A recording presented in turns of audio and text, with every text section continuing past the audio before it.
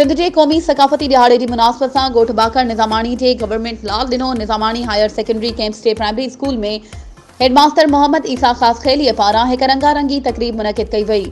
तकरीब में स्कूल के शागिर्दनि शागिर्दियाणियुनि सकाफ़ती वेस फेरे क़ौमी गीतन ते टेबलोस पेश कया। उन मौके ते सकाफ़ती तकरीब दौरान हेडमास्टर मोहम्मद ईसे ख़ास खेली यूसी कुंभ डाढ़ू के चेयरमैन मकबूल अली निज़ामानी, उस्ताद गुल मोहम्मद बुघियो, नूर मोहम्मद खासकेली, अल्लाह बख्श राजपूत, मोहम्मद खान खासकेली, जवाद अख्तर निज़ामानी और गुलाम कादिर वसाण मीडिया से ॻाल्हाईंदे चयो त असांजी सिंध की सकाफ़त लखे साल पुरानी तहज़ीब है। माज़ीअ में असां शानदार क़ौम तौर सुञाता वञूं था।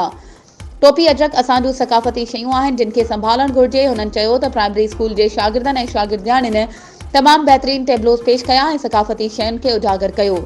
उन्हनि चयो त सिंध अंदर क़ौमी सकाफ़ती दिहाड़नि जूं तकरीबूं मुनक़िद करण सां क़ौम जे माज़ी जी ॼाण हासिल थिए थी। वधीक ख़बरुनि ऐं अपडेट्स जे लाइ असांजे चैनल खे सब्सक्राइब कयो ऐं हाँ, बेल आइकन खे प्रेस करण न विसारिजो त जीअं असांजी हर नई अचण वारी वीडियो तव्हां ताईं पहुची